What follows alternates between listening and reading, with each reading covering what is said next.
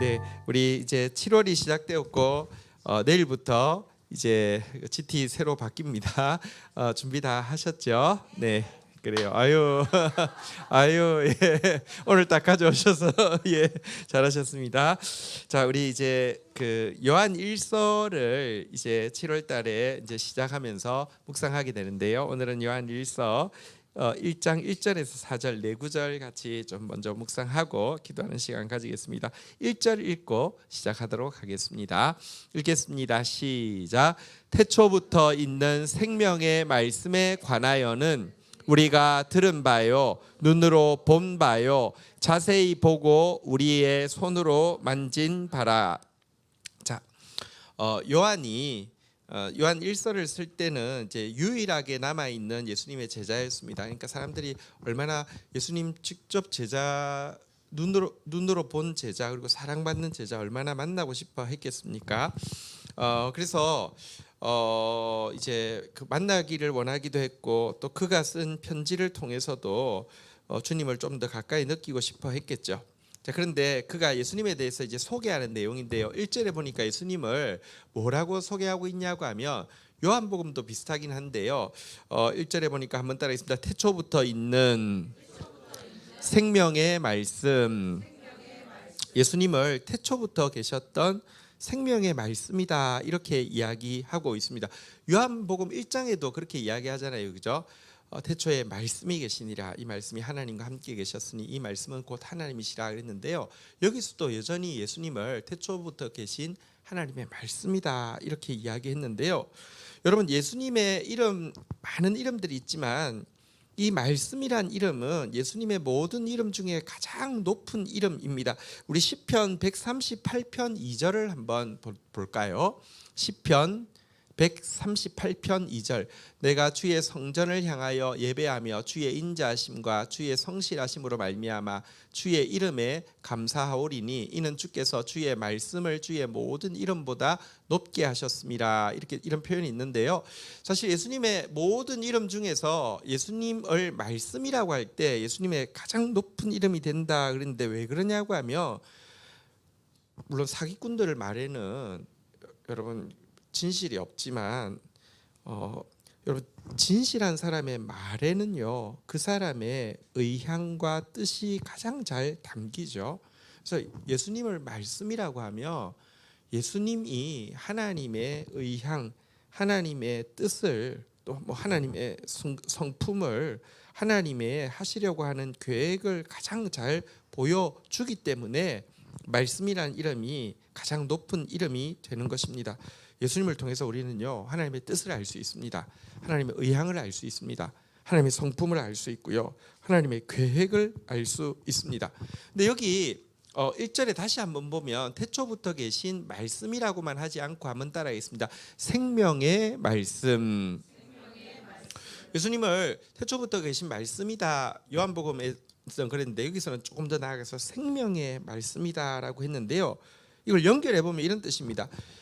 예수님을 통하여서 하나님께서 우리에게 가지고 계신 뜻이 무엇이냐? 예수님을 통하여서 우리에게 가지고 계신 계획이 무엇이냐? 예수님을 보내주신 하나님의 성품이 무엇이냐?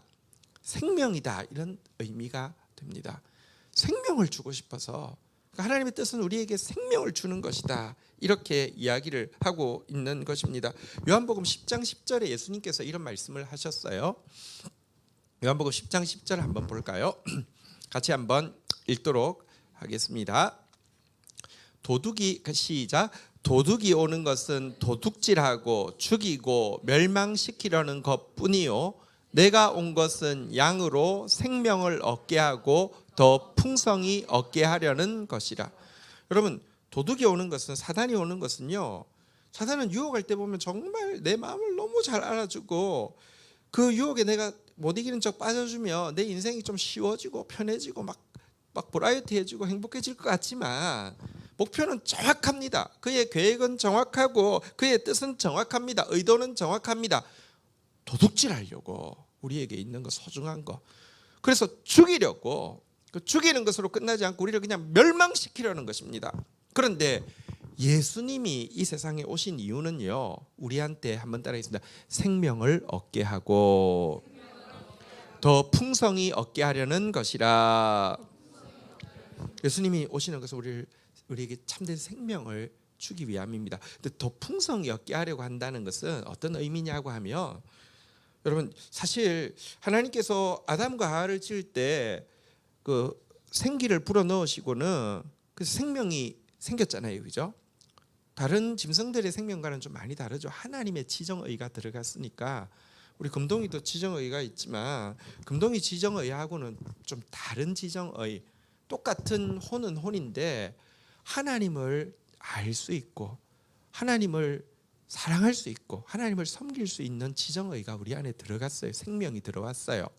그런데 범죄함으로 말미암아 다 깨져버렸죠. 금동이보다 훨씬 못해요. 어떤 때는요, 물론 컴퓨터를 만들고 뭐 차를 만들고 이런 걸 금동이가 못하지만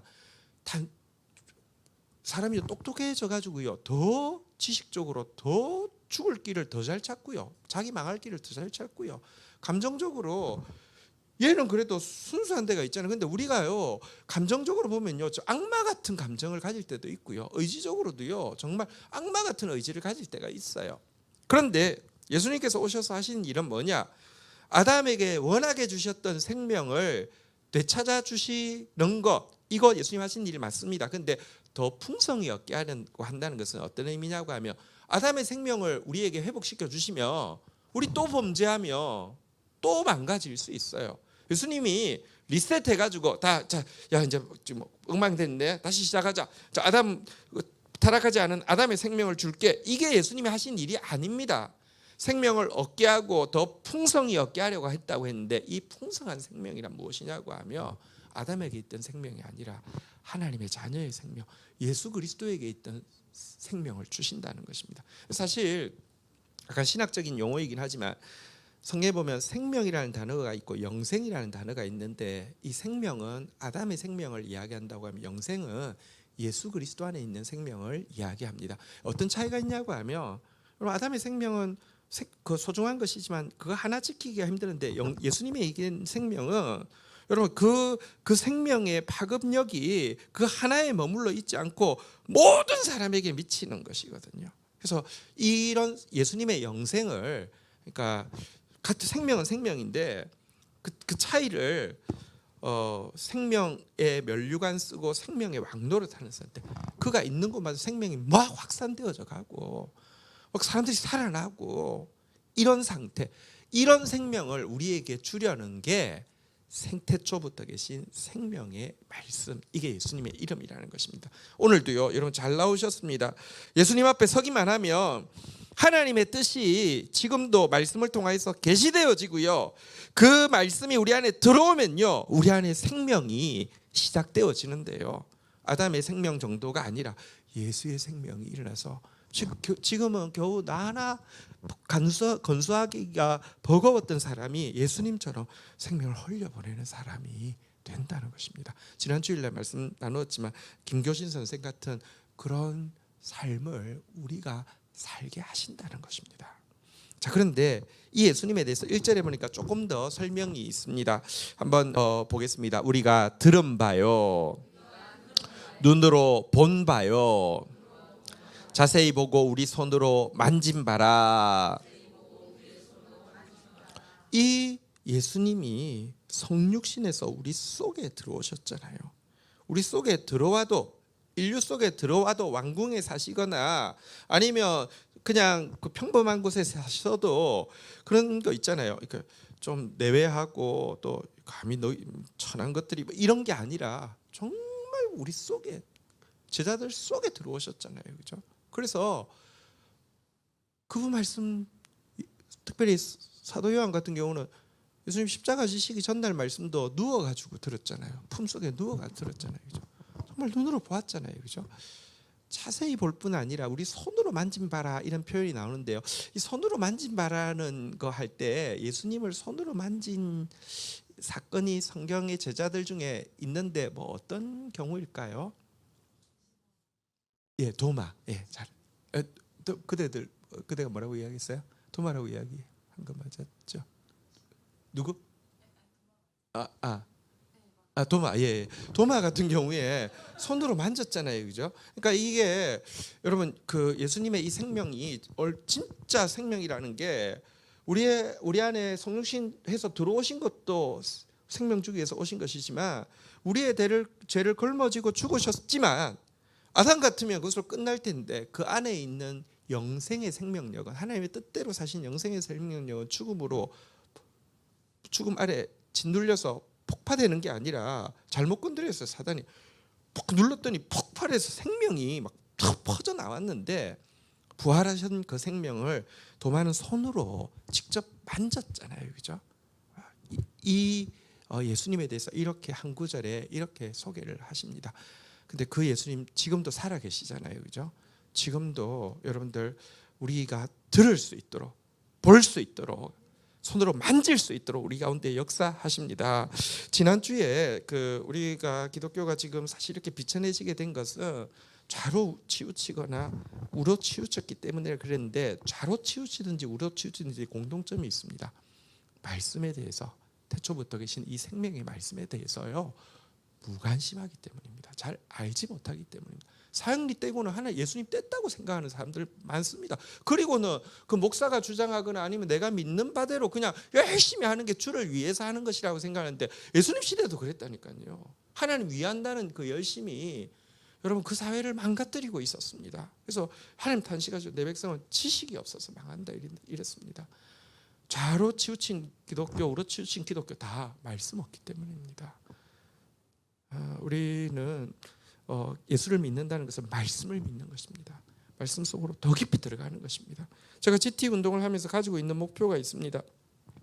하나님 진짜 때가 되면 하나님 말씀으로 모든 사람들이 양식이 없어서 기근도 아니고 물이 없어서 기갈도 아니고 말씀이 없어서 기근이고 기갈이기 때문에 나올 때는 있을 텐데 분명히 나올 텐데 왔을 때 사실은 말씀이 쉬운 것은 아닙니다. 이건 생명이 걸려 있는 문제이기 때문에 생명이 걸려 있는데 너무 쉽다. 그럴 수 없어요. 생명이 걸려 있는 문제인데 여러분 의사를 너무 쉽게 그냥 뭐 줄 서면 다 준다고 이러면 얼마나 큰일 나겠어요. 생명이 걸려 있기 때문에 말씀은 쉽지 않아요. 그렇지만 정말 말씀을 알기 원하는 사람이 무슨 뜻인지 하나도 모르겠다 이런 말 하지 못하도록 그래서 GT 한 구절을 이 하루치 사실 4구절이지만 이거 내용이 사실은 알고 오늘 듣고 보면 너무 풍성한 내용이고요. GT 쓰는데 하루에 하루치를 7시간 이상 쓴 거예요. 근데 성경 정권을 그렇게 쓴 이유가 그날에 정말 말씀을 내가 눈으로 보았다. 귀로 들었다. 손으로 만졌다. 자세히 보았다. 이 이야기 하는데 작은 도구가 되었으면 하는 마음입니다. 어쨌든 우리 교회는 예수님 가장 높은 이름 말씀이신 예수님 아는데 힘쓰는 저와 여러분들 지금까지 그렇게 해주셔서 너무 감사하고요. 또 계속 그렇게 되기를 주의 이름으로 축복합니다. 2절 한번 보도록 하겠습니다. 2절 같이 읽겠습니다. 시작.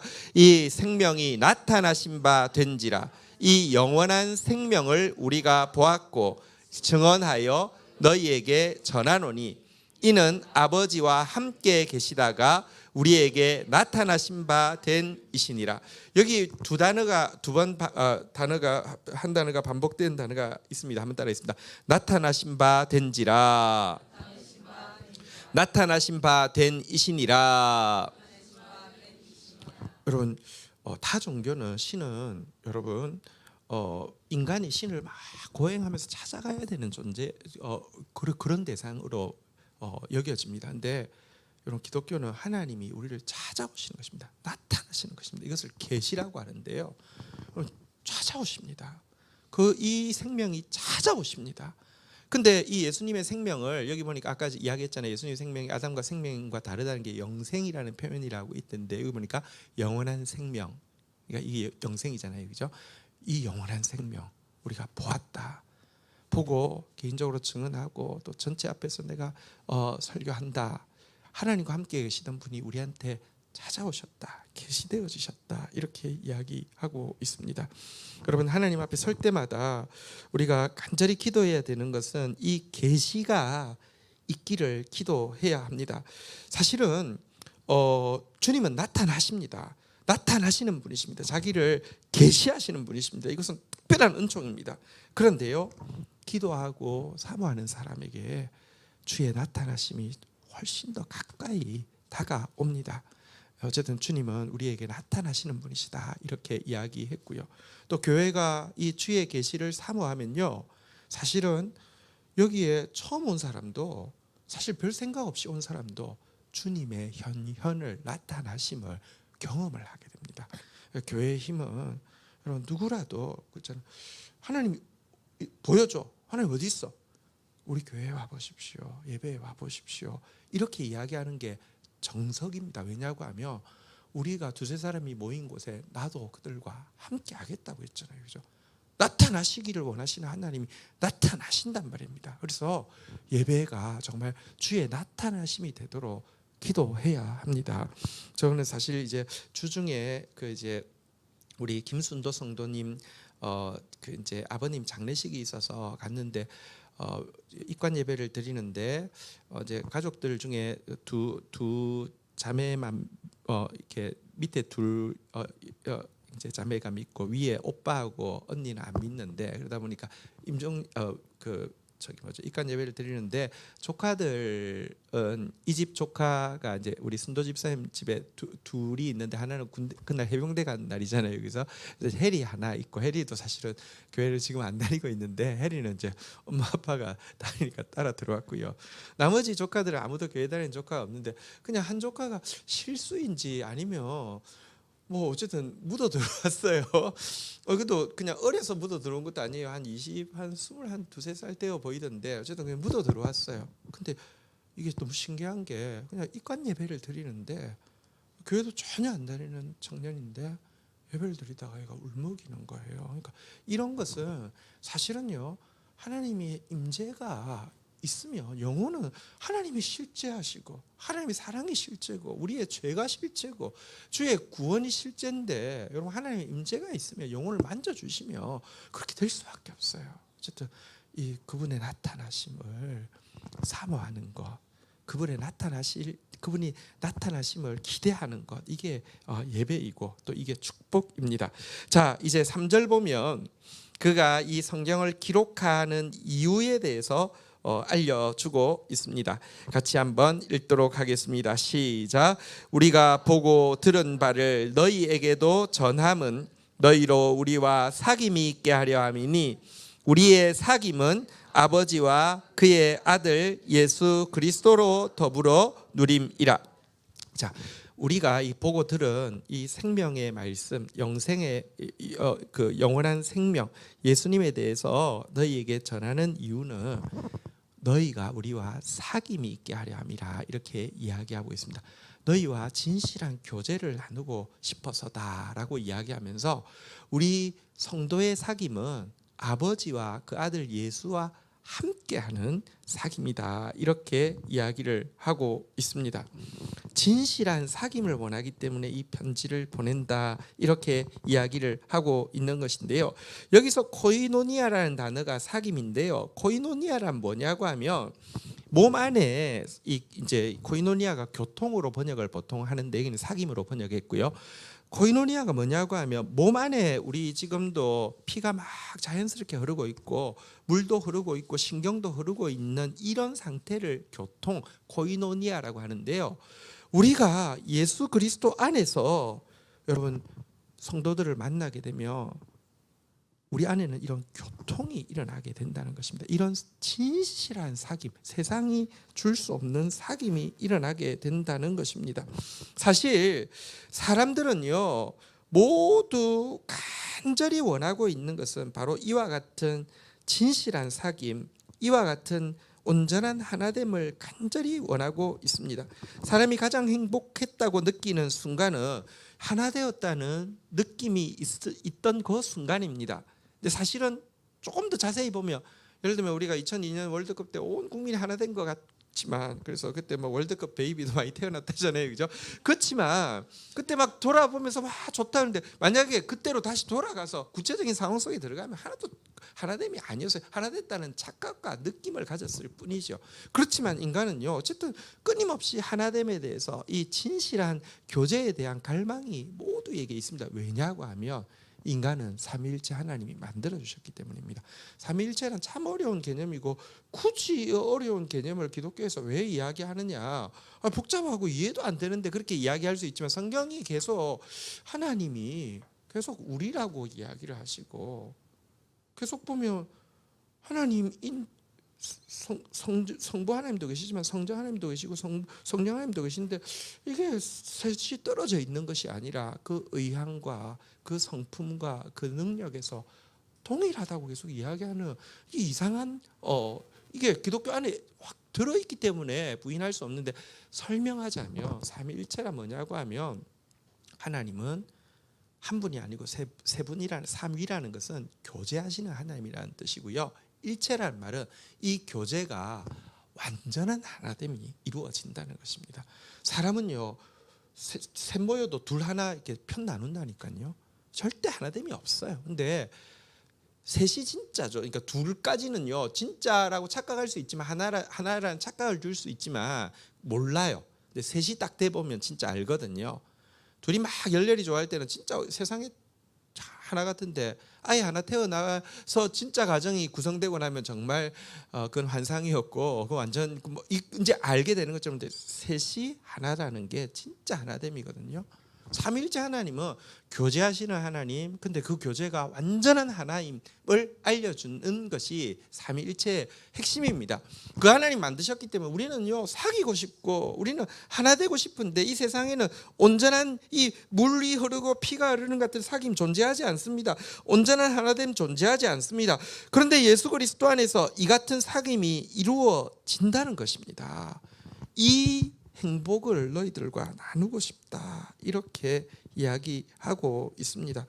이 사귐이 여러분 이 교제 행복이 얼마나 큰지 모릅니다. 아까 그 우리 김순도 성도님 이제 장례식 갔을 때 또 한 가지 이야기를 해드리면 이제 그 장례 그 이제 하는데 가족들이 두 분이 안 믿긴 하지만 굉장히 인격적이더라고요. 사람들이 너무 예절 바르고 이렇게 그래서 진짜 예수 믿었으면 좋겠다 이런 생각이 들더라고요. 또 순도자매도 예수 믿은 지가 이제 4년밖에 안 되는데 막 간절해서 항상 성경책을 새 것을 한 3개씩 차에 들고 다니면서 사람을 만나면 꼭 이렇게 전달을 하고 이러니까 얼마나 가족 전도하고 싶겠어요. 그래서 근래에 이제 그 작은 언니가 믿게 되어서 너무 기쁘지만 위에 오빠가 약간 그러니까 뭐랄까요 가문 전체에서 약간 좀 뭐랄까요 진짜 어른 역할을 하고 이렇게 되게 그 뭐랄까요 사랑받는 그러니까 동생들이 많이 따르는 그런 오빠더라고요. 그러니까 얼마나 전도하고 싶겠어요. 그러니까 저도 그 마음도 느껴지고 그분도 참 인격적이고 해서 참 전도하고 싶은 마음이 강하지만 그 뭐 이렇게 자 우리 예배하니까 오십시오 뭐 이렇게 뭐 믿으세요 이렇게 그런다고 믿지도 않고 근데 마음으로는 계속 기도했죠. 하나님 참 이렇게 좋은 계기가 되었으면 좋겠습니다. 제 계기가 되었으면 좋겠습니다. 하는데 사실 뭐 제가 사실은 1박 2일 다 있으려고 했는데 하나님이 특별한 은총으로 그 아버님 임종하시기 직전에 그 작은 언니가 다니는 교회 목사님이 와서 기도하시겠냐고 하니까 기도하고 영접하고 돌아가셨거든요. 그래서 또 그분 가족들이 다 부산에 있는데 그 교회랑 연결되면 좋잖아요, 그죠? 그래서 저기 이제 발인 예배를 그분이 섬겨주시겠다고 하니까, 그러니까 제가 이틀 있으면 너무 힘들까 봐서 이제 일부러 부탁을 했고 그분도 또 기꺼이 하겠다고 하니까 그래서 제가 이제 빠져준 거였거든요. 그래서 어쨌든 이제 뭐 연결고리가 있으면 좋겠다. 근데 이틀 있으면 참 좋지만 하루밖에 없고 이제 나와야 되니까 뭐 연결고리가 별로 없잖아요. 그래서 생각했어요. 들어보니까 분이엘 고등학교라는 데를 나왔대요. 여기 기독교 학교거든요. 그래서 분이엘 고등학교를 나왔어? 그러면 지금 분이엘 고등학교 교목이 제가 잘 아는 후배가 하고 있는데 교목을 한번 여기 그 학교 졸업생 이 계시니까 찾아와서 한 만나보라고 할까. 근데 너무 웃기잖아요. 졸업하신 지 50년 된 사람을 교목에 찾아와가지고 만난다고 뭘 하겠어요. 근데 그만큼 저도 이게 뭐가 참 뭔가 이렇게 참 좋은 교제의 끈이 생기면 참 좋겠다 이런 마음이 들 정도로 좀 안타깝지만 그래도 어쨌든 저는 와야 되니까 출발했다고요. 근데 신기한 게요. 저녁에 우리 김순도 성도님이 카톡이 왔어요. 목사님 저기 그 어떤 목사님이 명함을 주시면서 목사님 동기라고 연락처 좀 달라고 해요 이러면서 이렇게 명함을 한 개 찍어 보내줬는데 알고 보니까 그 오빠의 제일 친한 친구가 목사님인데 그 목사님이 저의 신대원 동기였어요. 근데 이분이 고등학교 때부터 지금까지 계속 친구를 위해서 기도하고 좋은 기회가 생기면 좋겠다, 좋은 기회가 생기면 좋겠다. 그리고 또 인격적인 친구일수록 와서 이제 막 전도하고 그러지 않잖아요, 그죠? 그러니까 그냥 저 막 이야기하더라고요. 그래 뭐 이제 예배는 제가 드렸다고 하니까 그러니까 와서 예배 드리러 온 거 아니라 그냥 계속 같이 옆에 있어 주려고 왔다 그러더라고요. 되게 고맙더라고요. 근데 그분이 계속 기도하던 분인데 그분이 오니까 이제 그 오빠가 송내를 이야기했대요. 근데 저기 정 목사 우리 여동생 둘이 갑자기 예수를 믿게 됐다 이렇게 이야기를 하는 거예요. 그러니까 기도했는데 얼마나 좋아요. 그러니까 그치, 소개해달라고 하니까 순도 성도님 소개해주니까 서울의 다음 세대교회 권재희 목사님 이야기하니까 깜짝 놀라면서 그 목사님 우리 신대원 다닐 때부터 왕의 아이들 막 GT 하던 엄청 훌륭한 목사님 이러면서 이렇게 이야기가 되고 그리고 또 이제 오빠도 이제 인상이 좀 좋았겠죠. 그러니까 이렇게 이야기가 되어서 훨씬 더 한 걸음 더 이렇게 좋은 계기가 되는 걸 보니까 보세요. 내가 마음은 있지만 교목 연결해 줄까 말도 안 되지만 그런 생각하고 있는데 하나님은요 그 안에 사귐이 그러니까 그런 마음을 주님이 읽으시는 거잖아요. 그러니까 이게 그 편지가 왔을 때 제 마음에 그러니까 그 오빠를 위해서도 참 좋고 우리 순도 성도님을 위해서도 좋지만 작은 내 마음을 헤아리시고 주님이 이렇게 답하시는 이 교제, 그러니까 이 진짜 마음이 통하고 있는 이 교통의 행복이라는 게 얼마나 큰지 모릅니다. 그리고는 그 정 목사님이 그 다음 날은 문자 보내가지고 자기 청년 하나가 서울의 아산병원에 취업을 했는데 그 교회에 좀 연결해서 잘 좀 돌봐달라고 또 문자가 오고 얼마나 좋아요, 그죠? 어쨌든 여러분. 이런 교제가 있습니다. 예수님과 여러분 진짜 그 막 사귀다 보면요 신앙생활 하다 보면 예수님과 너무 친구라도 이런 친구가 없어 하는 교제가 있고요. 근데 그 교제가 예수님과 우리만이 아니라 성도가 예수님을 중간에 놓고 교제하는 게 교회거든요. 이 행복이 세상 어떤 것과 비교할 수 없습니다. 그리고 이 교제가 있을 때 마지막 절 4절 한번 볼까요? 같이 한번 읽도록 하겠습니다. 읽겠습니다. 시작. 우리가 이것을 쓰면 우리의 기쁨이 충만하게 하려 합니다. 이 교제를 느낄 때 사실은 세상에 없는 충만한 기쁨을 누릴 수 있습니다.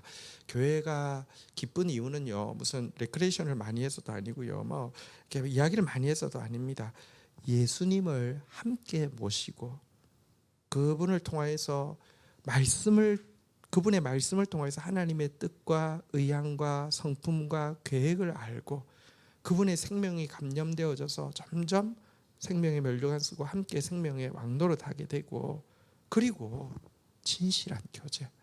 이 코이노니아는 여기는 사귐으로도 번역되고요. 보통은 교제라고 번역되고요. 그런데 참여라는 단어도 번역되고 연보라는 단어로도 같은 코이노니아가 번역됩니다.